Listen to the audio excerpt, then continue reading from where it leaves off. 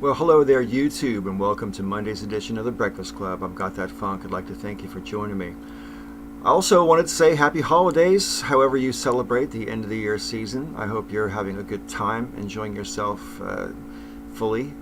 Go ahead and overindulge. It's part of what the season's all about. And however you celebrate, I hope you're happy and that you're safe. I wanted to respond briefly to Kazum Fowler's video yesterday called Toxic Standards for Men. And Kasum went on a little bit about how he sees certain gender expectations from men towards men in terms of the way they present themselves or the way they behave to be inherently unrealistic because they're unachievable for some people. Now, I would absolutely agree. First of all, let me just get this off my chest. I have a problem with the term toxic masculinity like a lot of people do. But for not really necessarily the reasons that some of the people who don't like the term don't like it. I don't like the term because I don't see its function as being useful. Although I think what it's trying to describe is a real phenomenon, I just don't think those particular words mashed together achieve that goal. I'm really old now, right? And once upon a time when I was a kid, there was this thing called the women's lib movement. You might have heard of it. People nowadays call it second wave feminism. And back in those days, there was a term called male chauvinist or male chauvinist pig. And the term self-evidently isn't meant to describe men in general or maleness in general. It was describing a particular type of man who behaved in a particular type of way. What people meant by that, it seems to be what people really mean by toxic masculinity now. I think people who are educated on this topic don't make this mistake, but a lot of people hear the term toxic masculinity and think that it means that masculinity is itself toxic, which just isn't the case. That's not what the term is meant to imply, not at all. But I can totally understand why people take it that way, because that's kind of what it sounds like. Unless someone explains the nuance to you, it sounds like toxic masculinity is equal to all masculinity is toxic. So I don't like the term. I don't think it's useful in any way. And Kazum mentioned that he feels or has felt in his life certain pressures about how he presents himself or how he behaves.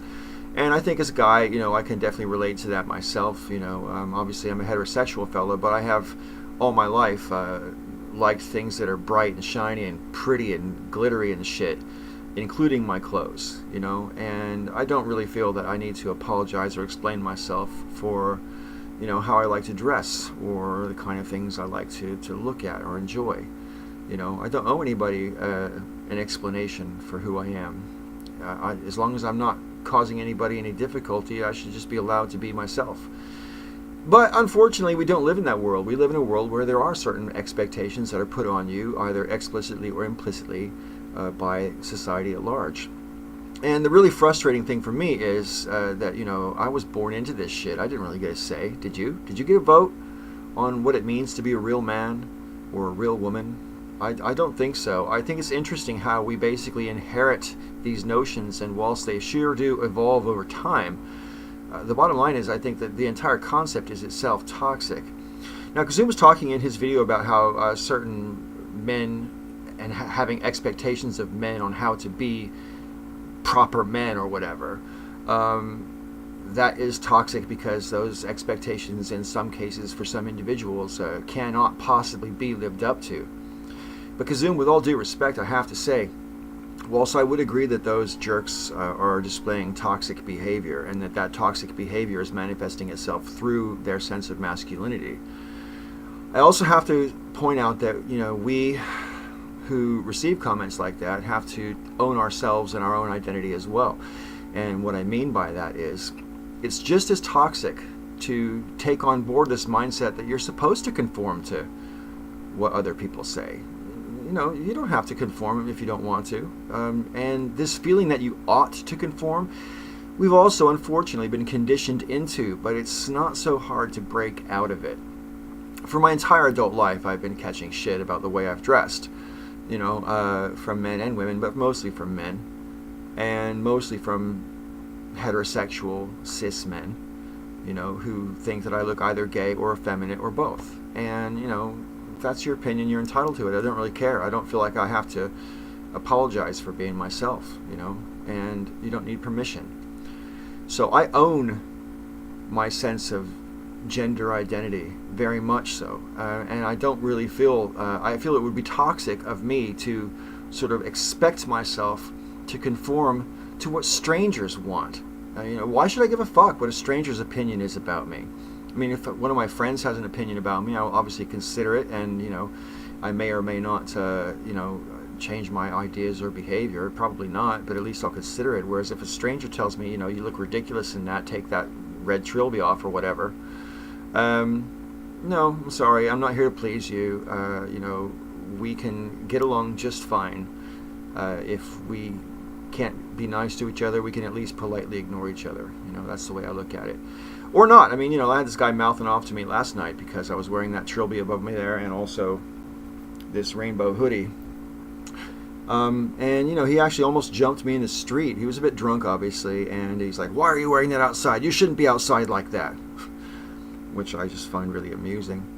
But I didn't pay him any heed. I just kept on walking because he doesn't have to affect me unless I let him. And the minute I turn around and act like I care, partly that justifies his behavior because it invites more. That's one thing. And partly it betrays that I'm not as self-confident and self-aware as I want to be because, like I said, I don't need his permission anyway. I don't need to set him straight. I don't need to correct him about his opinions. It doesn't matter. It just doesn't matter. And so I would counsel Kazum or anybody else who feels these pressures from society to conform to the norm, that part of that pressure is coming from society. I grant you that 100%. But own the part that's coming from you. You shouldn't necessarily feel the burden of the pressure if you're comfortable with who you are and how you are. On that note, I'm going to end the video with a Christmas message. Kindness and patience, generosity, all come with a small price, but that price is not money. Being a decent person is easy and it's free. So try your best to remember that although individualism and independence is a good thing, at the end of the day we all depend on one another, and it's important that to the best of our abilities we try to make the world a better place than we found it. And part of that depends on how you comport yourself in the world, how you behave, and how you treat other people. So do your part not to be part of the problem, and by doing that you'll be part of the solution. I want to thank you for watching this video, and I have it on good authority that Sister Danger will be here on The Breakfast Club with her video tomorrow, and I look forward to seeing whatever she's got to talk about. And I'll be back here again next Monday on New Year's Day. Until then, thanks for watching, and may all your ups and downs be ups.